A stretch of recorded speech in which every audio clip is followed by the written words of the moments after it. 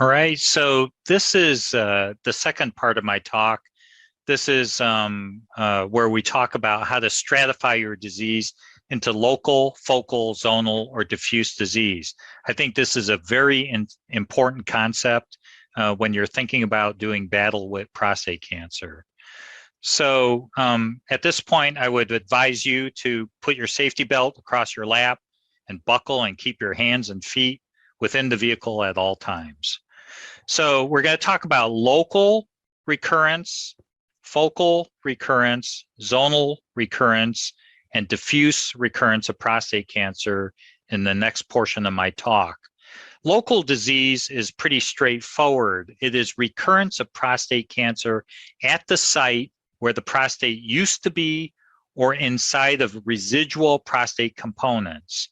So causes of local recurrence of prostate cancer include regrowth of cancer after complete surgical open or robotic prostatectomy, growth of residual prostate bits and pieces after surgery or procedure. So what does that mean?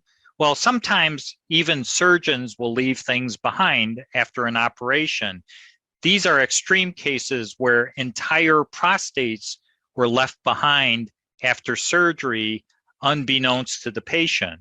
So these are all situations where patient was told that their PSA was still there after the surgery and that they would need some further treatments. But what the patients did not know until they saw us was the entire prostate was still left in place after the surgery. Another cause of local recurrence is recurrence of prostate cancer within a prostate after it has been irradiated. And this includes external beam radiation therapy, stereotactic, brachytherapy, or proton beam therapy. Another cause for recurrent prostate cancer is after having both surgery and salvage radiation therapy. So let's talk about after surgery first. Prostate cancer can appear after an open or robotic prostatectomy. The way this usually is patient at first has undetectable PSA, but then over time, PSA starts to go up. You can have PSA start going up 20 years after your prostate has been removed. A lot of times, these are local recurrences where the prostate cancer is basically growing back by the roots somewhere in the pelvis. So sometimes the cancer can come back between the bladder and the rectum, or sometimes it actually can grow into the bladder, or sometimes it can be on the front of the rectum, or it can be at the site of surgery where the bladder is joined to the urethra. Sites of recurrence after prostatectomy have been mapped by my group, and what we found is that 33% of patients that have their prostates taken out and suffer a recurrence will suffer only a local recurrence in the pelvis. In contrast, 45% of patients who have a rising PSA after surgery will have what we call metastatic recurrence of prostate cancer. Finally, 22% of patients that undergo surgery and PSA goes up will have both local as well as metastatic recurrence of disease. To diagnose local recurrence after prostatectomy, you have to undergo a PET scan to rule out metastasis, MRI, and a biopsy. For looking inside the pelvis behind the bladder, MRI is the best for viewing anatomic details in the pelvis.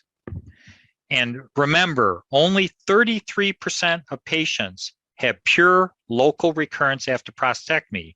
What this means is you should not get radiation therapy until you are absolutely certain about the kind of recurrent prostate cancer you have.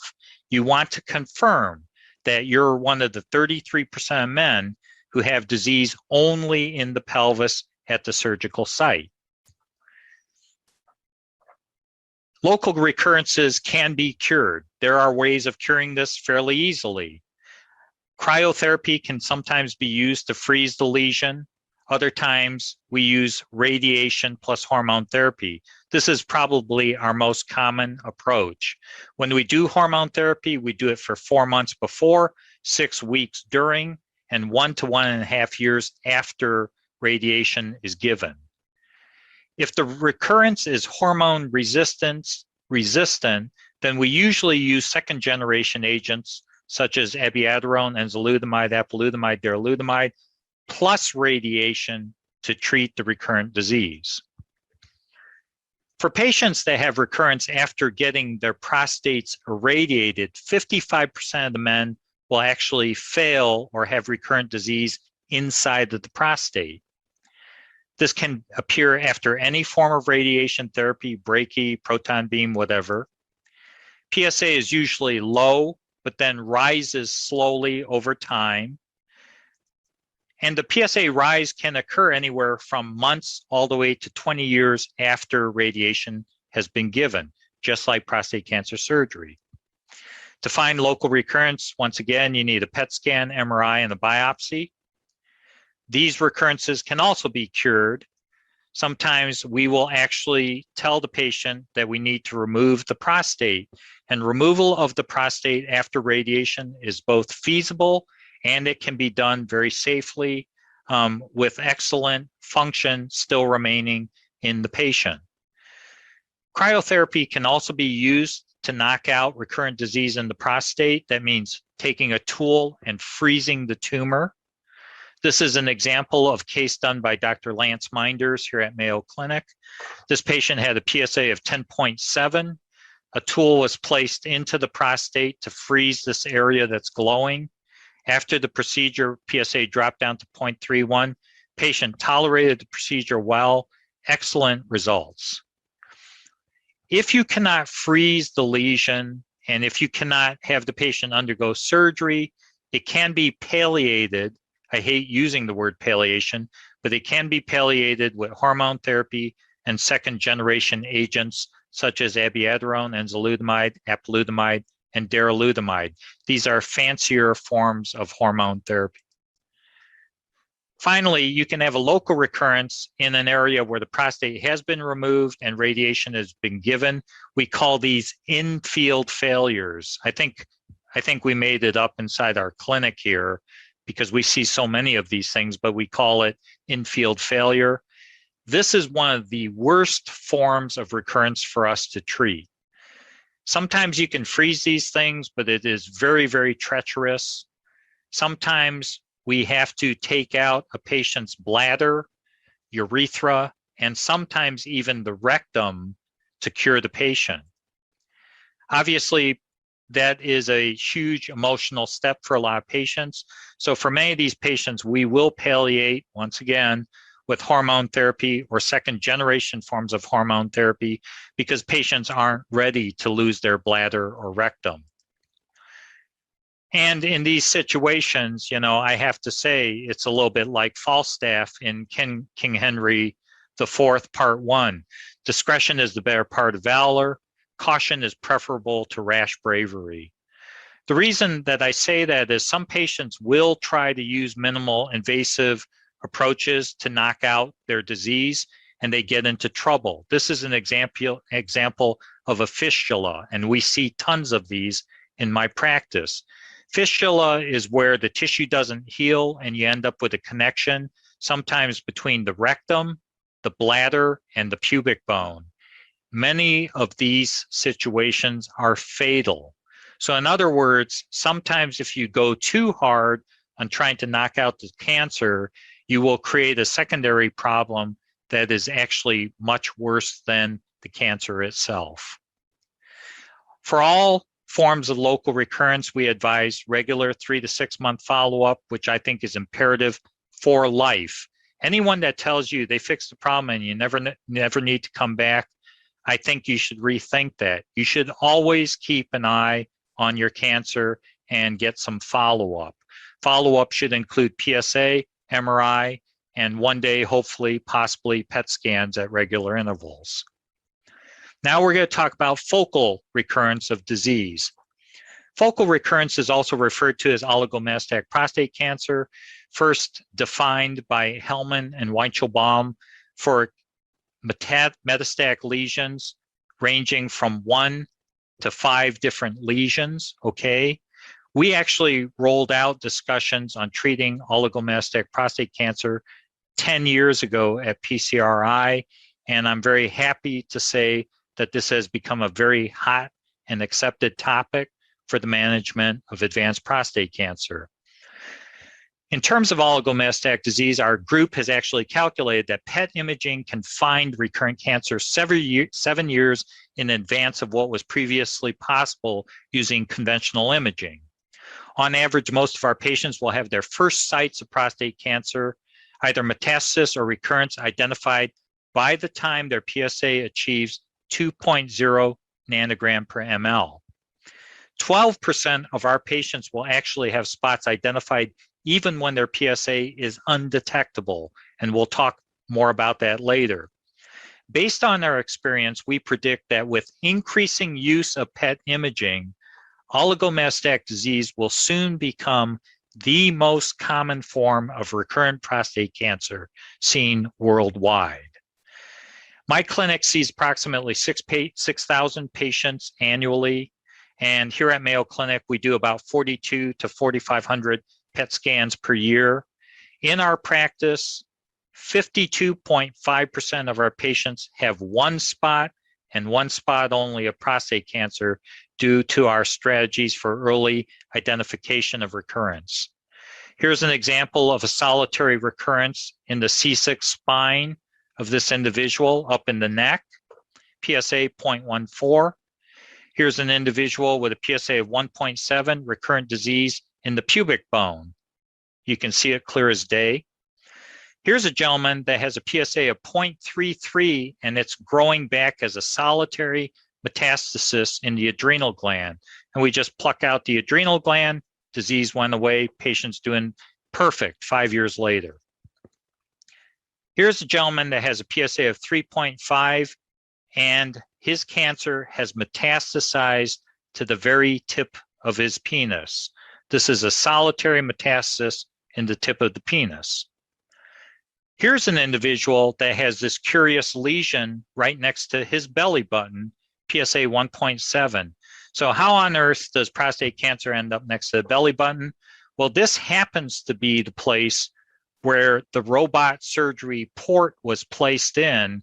The robot arm went into the body, and as the port was being removed, it must have contaminated the port site with prostate cancer. So we actually published a series of these as proof positive that you can explant cancer from one spot to another by basically instrumenting or manipulating the cancer surgically. So that was the first time ever report of that, and that has been reported. So a lot of people will say, well, why would you want to find prostate cancer so early? It's not causing any problems. And to those people, I say, well, there are advantages to finding it early. If you find prostate cancer early, you're going to be dealing with less numbers of spots in the body. And also the size of the tumor is going to be small. And also the heterogeneity of the cells is going to be less, meaning there are going to be less mutations associated with the disease. And obviously the big advantage is if you can find it, you can kill it. It's amenable to definitive therapy. Back when I first started talking about doing all of this 10 years ago, people said, oh, baloney, that's not possible, that's not doable. Kwon, you're all wet, okay? And now I have to say that I'm very happy because a lot of people have taken interest in this subject, and we have incontrovertible evidence that this kind of approach can be hugely successful. For instance, with hormone refractory prostate cancer, it was previously reported that if you have hormone refractory prostate cancer and you stay on hormone therapy, median survival would be 0.9 to 1.7 years. That's a short period of time. With the newer drugs like abiraterone and so forth, you may be getting a little bit of a bump in survival, 1.5 to 4 years thereabouts. But then we have these patients that we treated so many years ago where we found hormone-resistant prostate cancer, and that we've done things like treat it with surgery, PSA 2.5 while on hormone therapy. We pluck it out, and then years later, 5 years, 8 months later, no evidence of disease. Patients not on any further therapy. Likewise, this gentleman that I presented way back when, PSA 1.2, hormone-resistant disease, L2 spine, treated with radiation. 9 years later now, no additional therapy. Here's a gentleman with one spot on his breastbone. And once again, it's weird, but we see a lot of these on the breastbone. Treated with stereotactic radiation, hormone-resistant disease, PSA 2.7, down to 0. 8 years, 9 months later, no additional therapy. To me, that's incontrovertible evidence that finding it and knocking it out is much better than what used to be done, which is just let the disease play out and let the patient die in 0.9 to 1.7 years. So I think that the evidence is growing every day that targeting these lesions is very advantageous for the management of patients. When we treat solitary metastasis, it depends on location. Bone, if it's in the bone, we freeze it or we use pinpoint radiation, stereotactic radiation. A lot of these methods initially were rolled out by our radiation team at Mayo Clinic, who shot at these lesions left and right and proved that it can be highly beneficial for patients. If it's in a lymph node, you can freeze it, you can remove it surgically, or you can irradiate it. If it's an organ, you can use cryotherapy or surgery or radiation therapy. Usually, if we see one spot of cancer, we do not use systemic therapy. We want to know, beyond a shadow of a doubt, did we get all of it and is it going to stick? So we don't use systemic therapy with these lesions. In order to follow patients, we get PSA every 6 weeks and follow up with the patient every 3 months thereafter. If a patient does have recurrence after treatment of one metastasis, we have to be realistic. If only one spot appears after a long delay, we'll try again.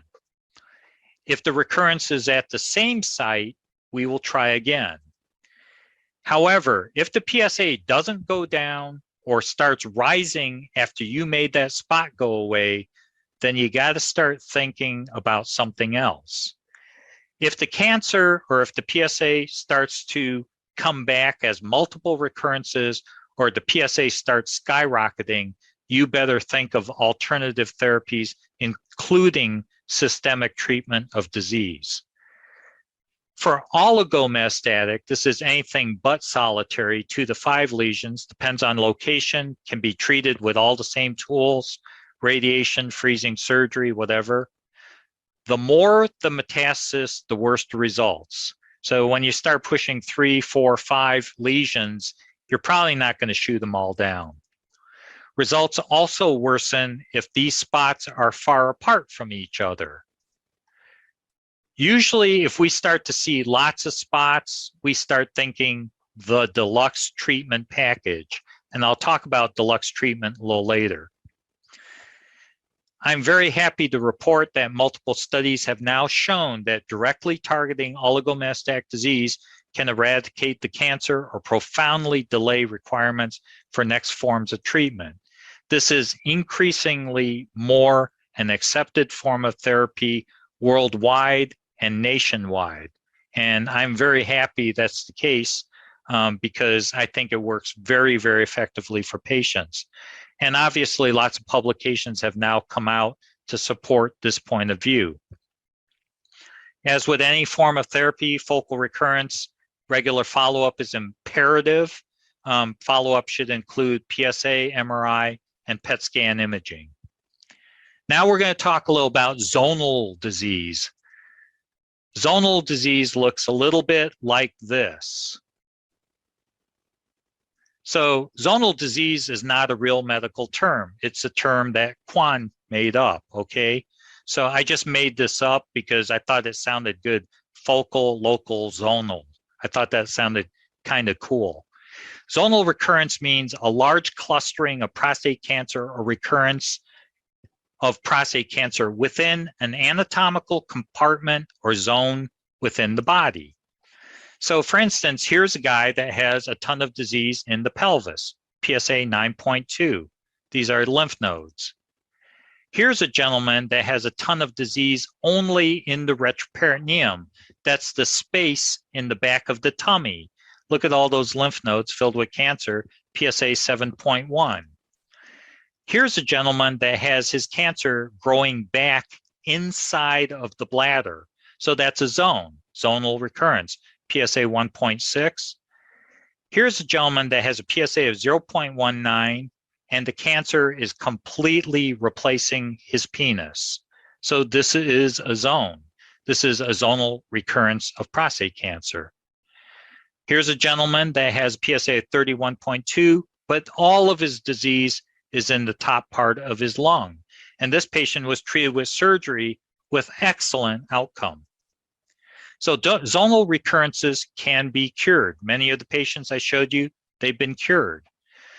They can sometimes be treated with smart combinations of surgery, radiation, or hormone therapy.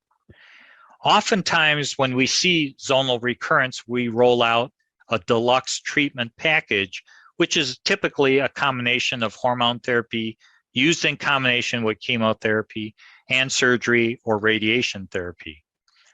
So once again, deluxe treatment is not a real medical term. I'm just going to take a sip of water. Once again, it's a term that I made up to describe a rational and aggressive approach to force curative responses to treat advanced forms of prostate cancer. So what's the logic behind deluxe treatment? What could possibly be the logic other than trying to sound like McDonald's, deluxe treatment? Personally, it's my strong belief that the goal of treating prostate cancer should not be to force palliative outcomes, okay? The goal of prostate cancer treatment should be to force a curative outcome, not palliation.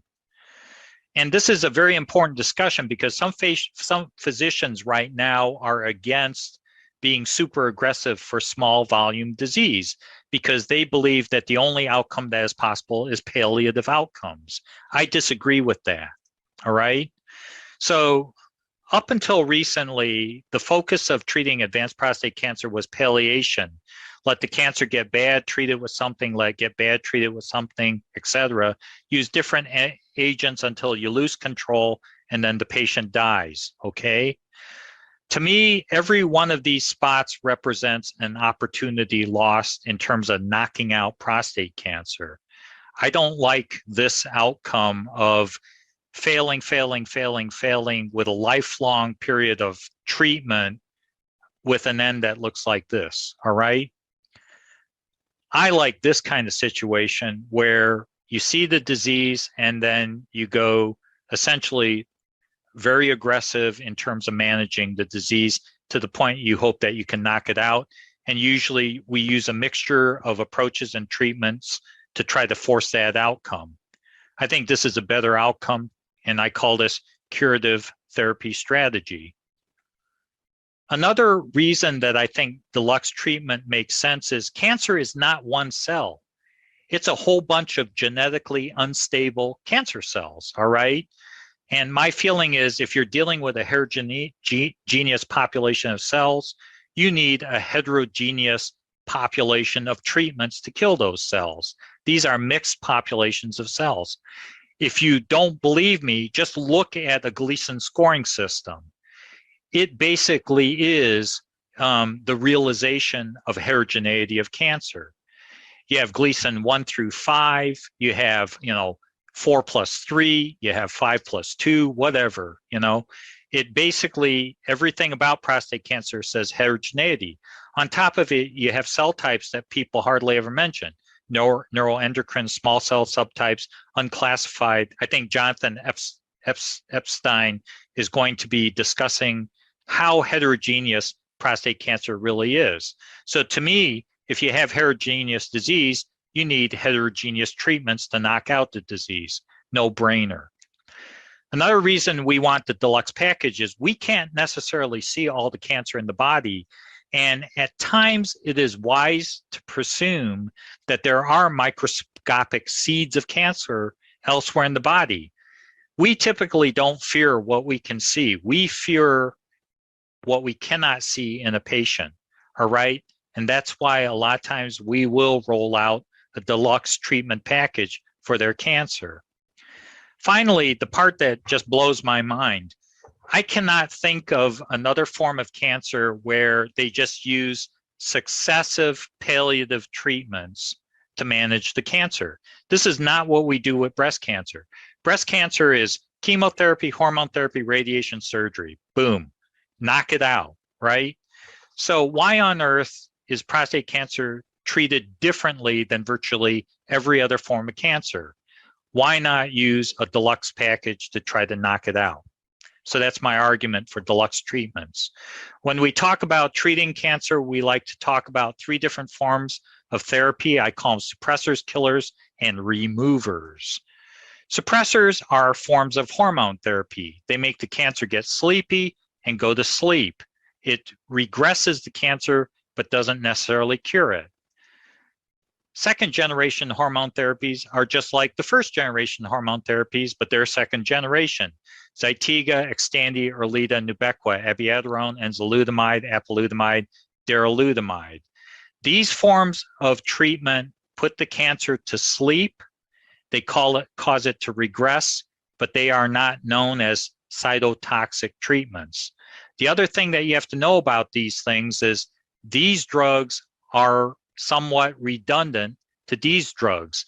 They all manipulate hormone utilization by cancer cells. So they work with one pathway for attacking prostate cancer.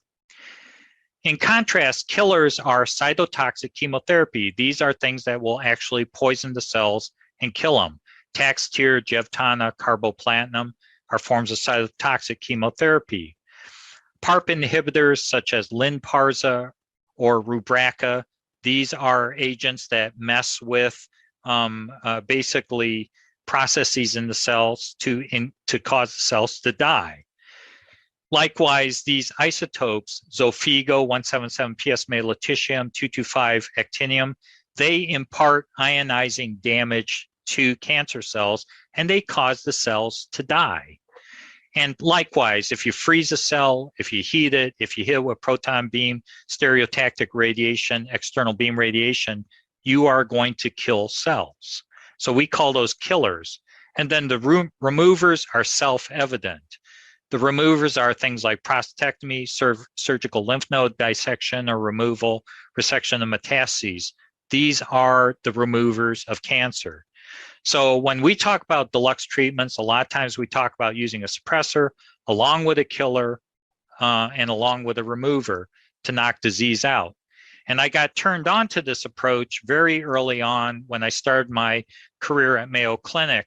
I was contacted by a medical oncologist out in the community named Vladimir Hujek, and he told me that he thought that we are too gentle on the management of advanced prostate cancer, and he said that we should toughen up and get more serious. And he shared a patient with me that was 45 years old who had bone metastatic disease, spots on his T3 and T10 vertebral body. And he said, let's go wild on this individual and try to knock out his disease. So we gave this gentleman Taxotere chemotherapy in combination with hormone therapy far before CHAARTED or STAMPEDE trial was ever conceived or conducted. And then we irradiated these spots with radiation. And I actually presented that patient when I first spoke in 2011. 11 years, 7 months later, this patient is not even on hormone therapy. His PSA is unmeasurable. He has no evidence of recurrent disease. And he is leading a great life. And he's only in his mid-50s now, but he is very happy. And I feel very good for this individual. Likewise, this is a gentleman that was sent to me by my colleague, Dr. Carnes. Dr. Carnes is a surgeon here, but he thought that, this is even beyond his incredible skills as a surgeon. PSA 25,000. The gentleman was in liver failure, bowel obstruction, kidney failure. So we treated him with hormone therapy. We treated him with chemotherapy. We treated him with abiraterone. We whittled down the disease to little spots, and then Dr. Carnes went in not once, but twice to take out every one of these little spots in the gentleman's retroperitoneal space. And this person came to Rochester this month, and he came with his rock band and he gave a concert in Rochester, carefully, of course, because of the whole COVID thing. He's 10 years out, no further treatments. He's extremely happy and grateful for the treatment he underwent. So this is deluxe treatment of fairly advanced disease. So for zonal recurrences, just like every other form of recurrence, we recommend regular 3 to 6 month follow-up. It's imperative for life. We think that you should get PSA, MRI, and PET scans for all of these patients as possible. So now we're to the diffuse part of the discussion. And if we want to go through some questions or answers, that's fine, or we can just plow ahead. That's a fabulous part 2. I love it. You're 2 for 2, baby. You've hit 2 home runs. You've got so much energy. I decided to introduce my bottle of pickle juice for my Q&A, because pickle juice apparently has a lot of sodium and potassium, so it's going to give me all the electrolytes I need to keep up with Kwon. So let me ask you, you wanted me to ask this, and I thought this was a good question. Why not use systemic therapy in combination with treatment of solitary metastatic sites? So, I mean, you're making it sound like, okay, we hit these sites that are by themselves, but on one hand, you're saying, let's throw the kitchen sink at it. But when it comes to oligometastatic, you're saying with these isolated sites, no, don't do that.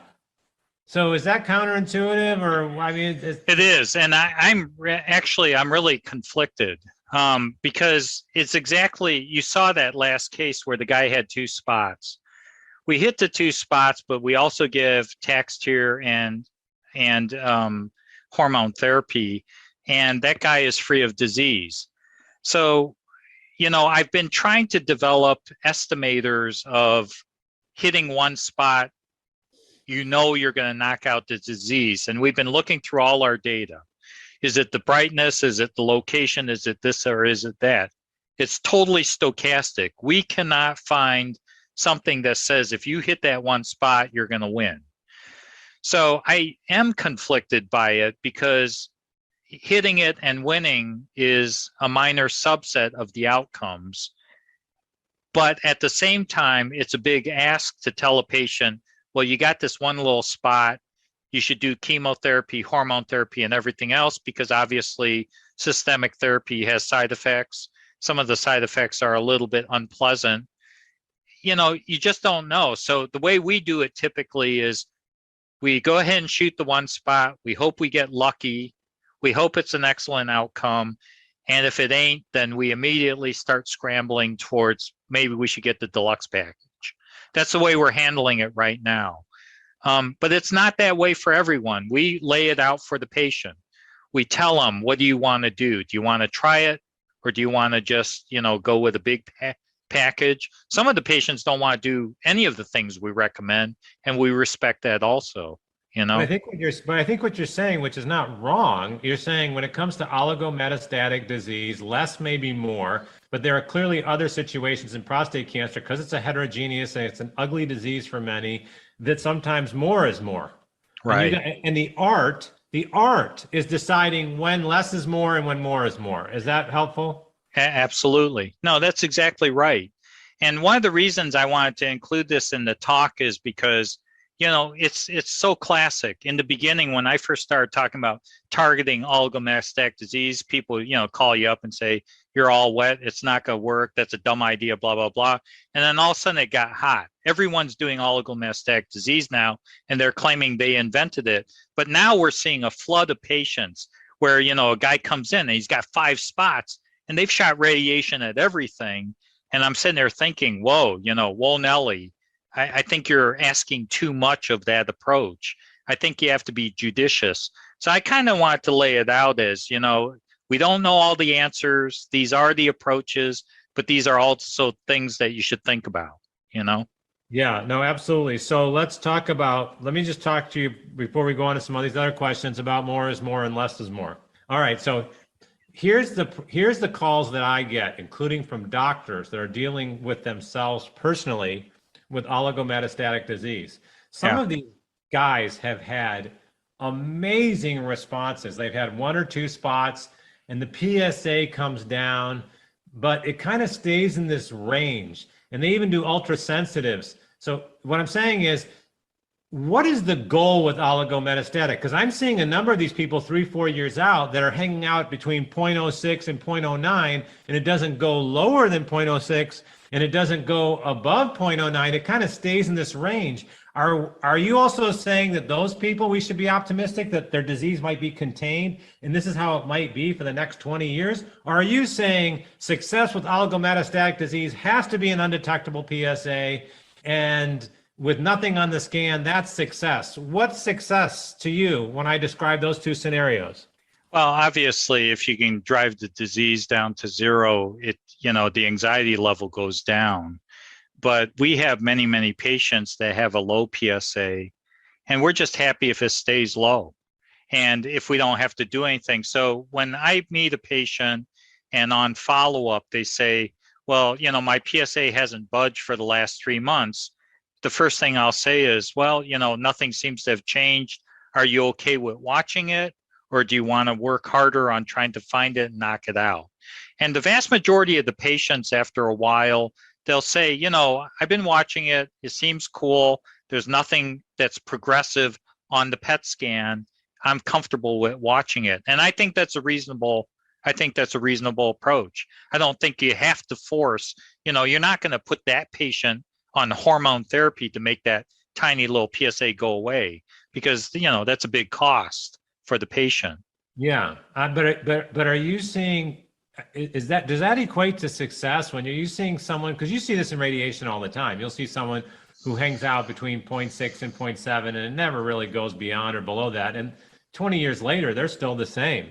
Are you seeing that to an oligo, that someone might be at a 0.1 or a 0.09 and they just stay around that number for the next 10, 20 years?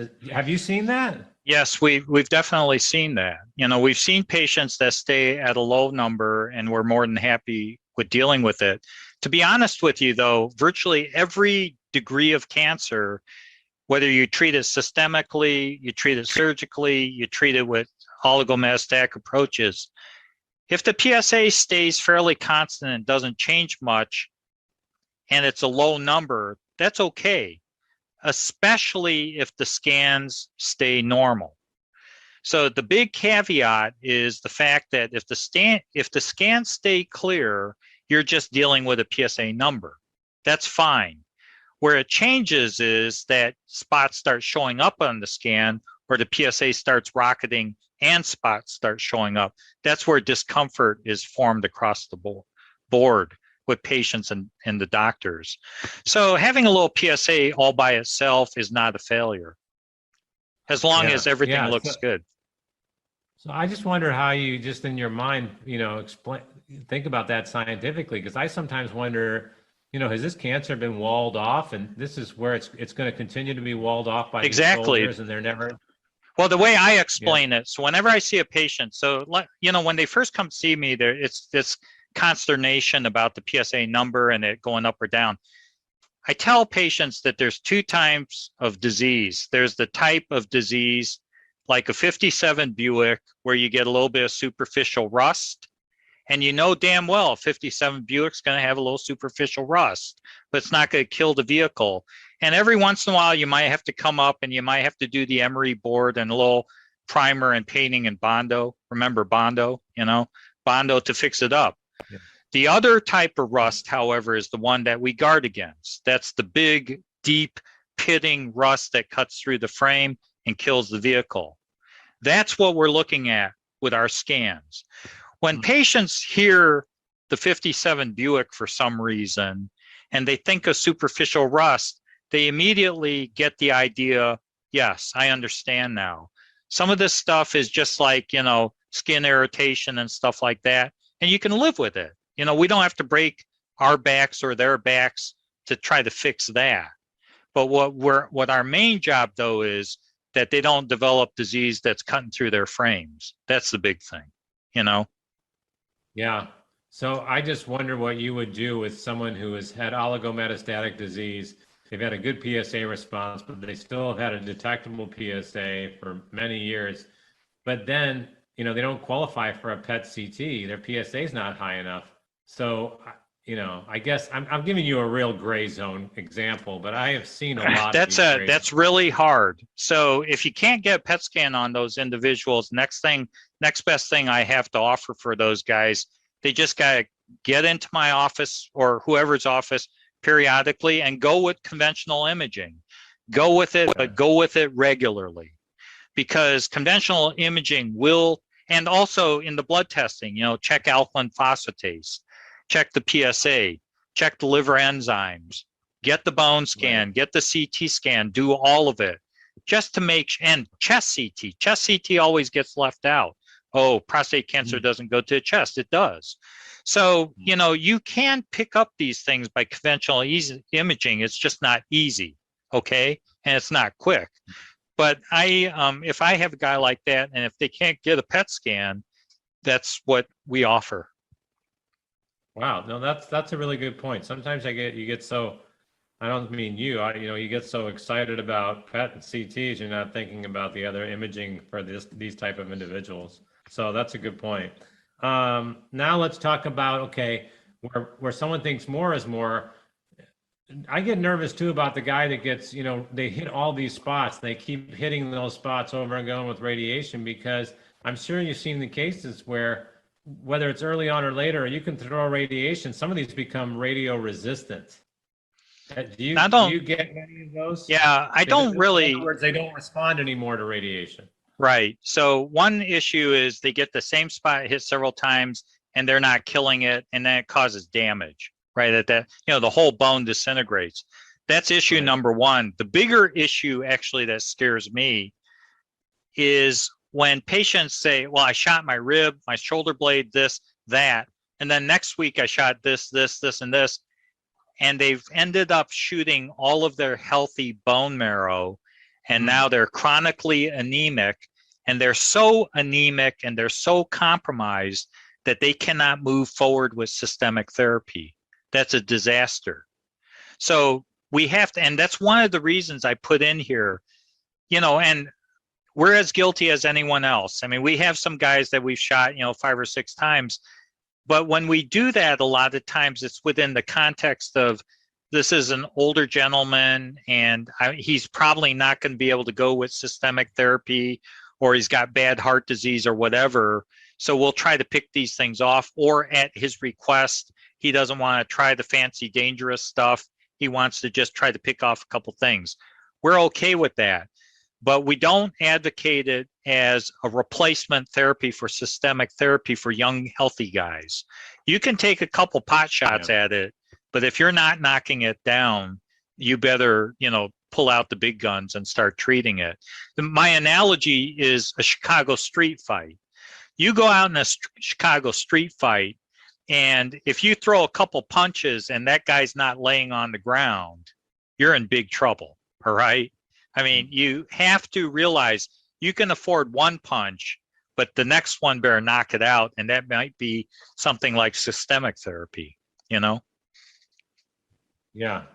But you made me think of something as you were talking about that. And you mentioned, because I don't think a lot of people understand it and are not necessarily told about it. Can you just elaborate a little bit about what you said earlier about the bone marrow and why the bone marrow is so magic for people, but at the same time so catastrophic that you do have to protect? I mean, you compromise bone marrow, but you also have to protect it. So can you give the Kwon review of why bone marrow is important? Yeah, I think that's a great thing to talk about, because I think it is not ever discussed. So all of the elements in your blood, your red blood cells, your white blood cells, your platelets, everything is made inside the bone marrow. That's where it all comes from. Life emanates from the bone marrow. The bone marrow is the space inside the bone, and there's also a bunch of soft, squishy parts that are like factories that make red blood cells, white blood cells, everything. With prostate cancer patients, they are already in great jeopardy because the cancer oftentimes metastasizes to the bone marrow, and it starts using up the bone marrow real estate. So almost from the get-go, guys are in trouble because the cancer is now squatting inside of the bone marrow, and it's trying to take over your ability to make red blood cells, white blood cells, and platelets. You can make that even worse by shooting tons of radiation at all of those spots, because not only will you kill the tumor, but you might kill additional bone marrow. So that's a problem, because if those areas do not recover, then you may end up anemic. You don't have enough white blood cells, you don't have enough red blood cells, or you don't have enough platelets, and you bleed to death. It even gets worse because many of the big therapies that you may have to use down the road actually also beat up on the bone marrow. So you got 3 or 4 things that are hammering the bone marrow. Oh, and then the worst one is aging. So as we age, our bone marrow regresses to the central part of the body, usually around the pelvis and usually around the low back. And those happen to be the prime areas where prostate cancer likes to hang out. And those happen to be the windows a lot of times where prior radiation has been given. So a lot of our guys have 2 whammies against them the day they walk in. They had pelvic irradiation and they have cancer in the bone marrow. So they're already compromised. And then if you do more compromising, at some point you can fall off a slippery slope where they cannot make blood, you know, and that's catastrophic. That's catastrophic. Yeah, and so it's an important discussion. Like you said, I mean, you're getting hit on multiple levels. The cancer is going into the factory. I mean, bone marrow, I look at that always as sort of a widget factory, right? You got the cancers breaking in and doing damage to the factory, right? Because you get older, the factory doesn't work as well overall.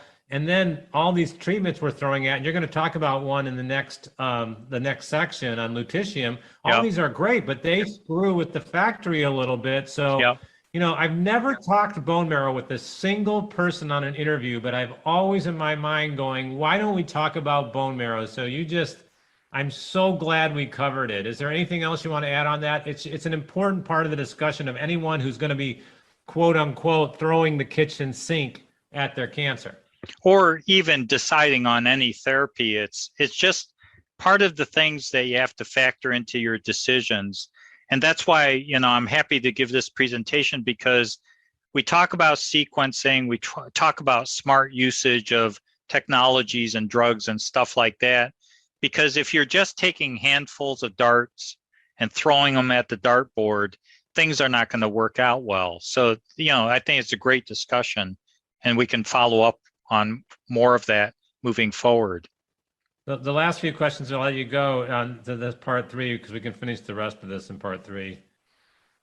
You really think prostate cancer can be spread by needles and instruments? And what about biopsies? I mean, this question comes up a lot. So my first comment is the general consensus is biopsies are a low risk of spread of tumors. But you're saying with needles and instruments, you might be able to do it. But I'm wondering what you're saying about biopsies. Do you think you can actually, what we call it, seeding or spreading cancer cells from biopsies or needles and instruments?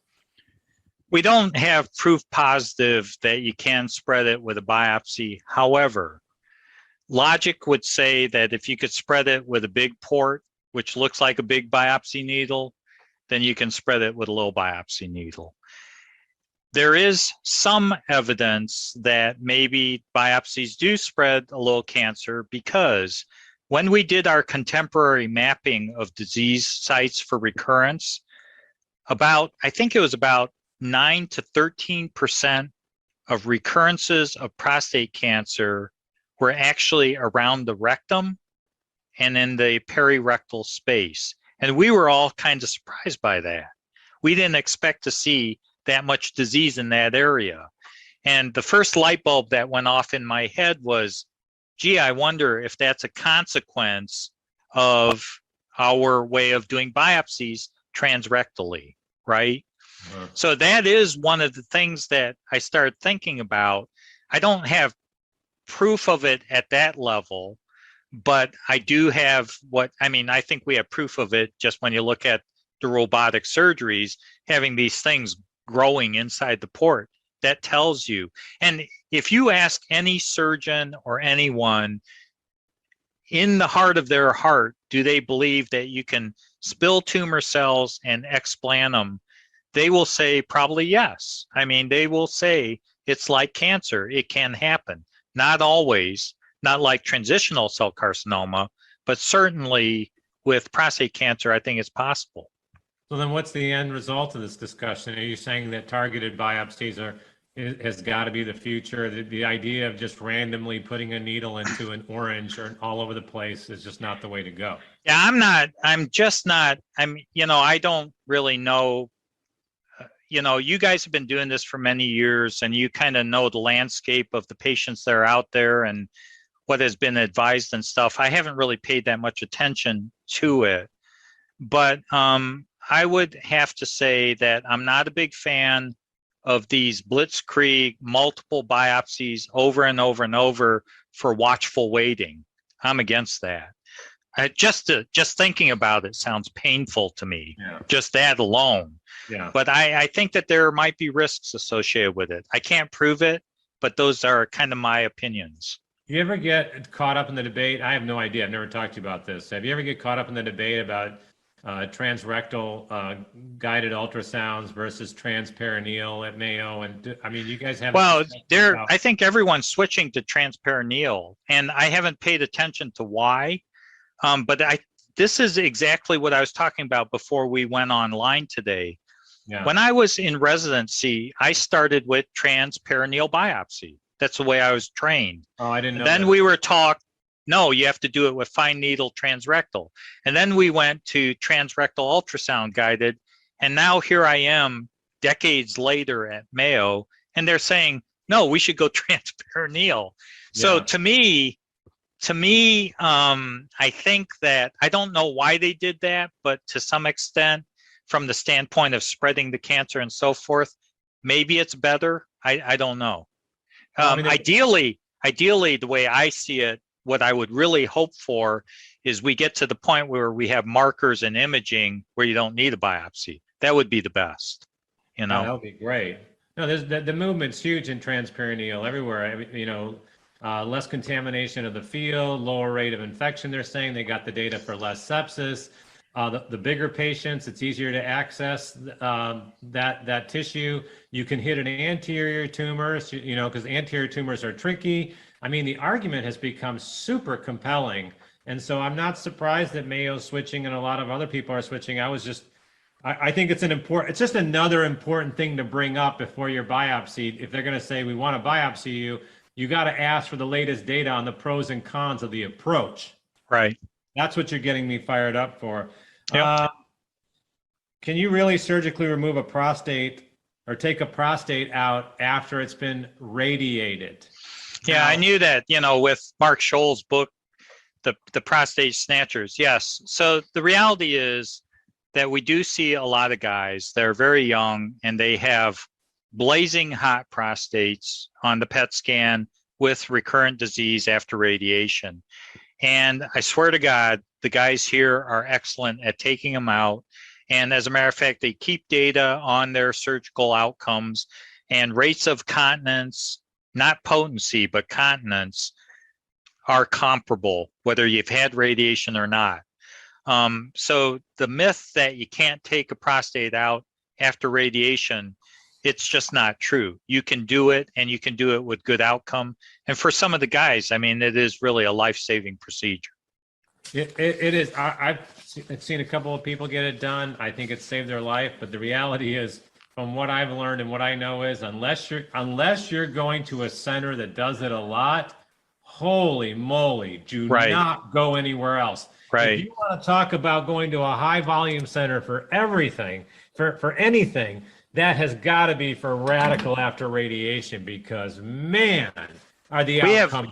We have 3 surgeons that do that: Jeff Carnes, Matt Tollefson, and Igor Frank here. 2 of them do it robotically, and 1 of them does it as an open procedure, especially if it's going to be complicated. But I've been astounded how well patients do. But that's all these guys do. Okay. They don't tell jokes. They don't, have hobbies. That's all they do. They do these salvage operations and they're good at it. And you're right. I think that it's worthwhile to go to a place that does a lot of them. Yeah, no, that is a big deal. So does that mean, I don't know if you're going to talk about it, but let's talk about it now. Does that mean you believe in some level of debulking? So, Oh, I can't believe you're asking that. We just had that conversation 5 minutes before we went online. One of the surgeons came in. I have a theory, and I haven't put together the data, but we just started to look into this. I think that my patients that have had debulking or big operations as part of their deluxe package, I think that they have delayed onset of hormone-resistant disease. And it makes sense because the whole thing is a mutation incubator. So if you have a big tumor and you got gazillions of cells in there, they're going to hatch the mutation that leads to androgen-independent or androgen-resistant disease. If you take it out of there, the rates of mutation go way down, and the time to hatching a treatment-resistant phenotype, I think, is far extended. The analogy is COVID. Large populations of patients infected with COVID are more likely to hatch a resistant mutation than a small population that's well controlled. So it's weird because we just had this conversation just before going live. Jeff Carnes came in and I said, I think we should start looking at that. We should look at guys that have been debulked versus guys that have not been debulked and see what the median time to androgen independent disease or resistant disease is for those. Yeah, that's exactly, yeah. That's awesome. I've never actually heard that as one of the potential arguments. Can you, for those people who don't understand debulking, can you explain in the Kwon version, why would I have my prostate out when the disease is already far spread from my prostate? That's debulking or cytoreduction. So a lot of times when the disease is spread, there's little spots here and there, but the prostate itself may have gazillions of cells sitting inside. And those gazillions of cells represent areas where biology can go wrong and you can hatch a mutation. And so debulking is taking out the prostate just like you would do at the initial operation. A lot of people try to make arguments about debulking by just saying, oh, well, it makes things better. And I've never felt that there was a tangible type of benefit to doing that. Yeah. But where I have started seeing possible benefit is I think that our patients, when you take out the big chunk of tumor, I think the time it takes for them to develop other problems like resistance down the road may go down. And I was thinking about why that is. And it's because you're pulling out all the troublemakers that can hatch these resistant mutations. That's my theory. This is pure speculation. Yeah. But it's based on some clinical observations here and there. But people today, it's not unusual to have that old area radiated now. So you debulk it. You essentially debulk it by radiating the area and killing all the tumor in the prostate. Right. So you think there was an arm in either Stampede or Charted that shows if you get radiation, the H arm, you get radiation to the pelvis. And I think the reason that works is because, in essence, you're using radiation to debulk the tumor, right, and you're cutting down on the number of mutations that can be generated by bulky tumor left behind untreated. Yep. Yeah. Oh, yep. That's just awesome. That's very well put. It's a theory, though. It's a theory. I know, but there's something to it because we have to say to the audience too, look, this has been done in ovarian. It's been done in other tumor types with some level of success, debulking. This goes on all around us in some tumor types.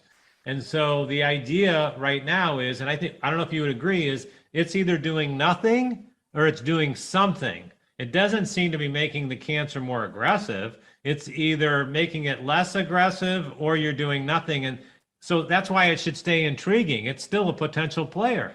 Right. I really think it is.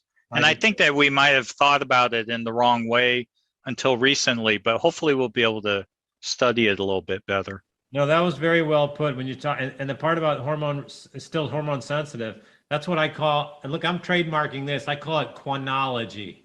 That's where you give us some knowledge. I call it quonology. Isn't that great? You feel free to trademark that before I do. Yeah. Oh, yeah. No, that's fine. That's fine. I was just wondering how that, I was just wondering how that translates to something that I can actually market with a little cart in my retirement, you know? If I go around, I won't be able to do that. No, you will. I've got you taken care of. I mean, all the times you and I have gone back and forth, I'm going to let you sleep over on the couch at my house if you ever run into financial issues. Oh, great.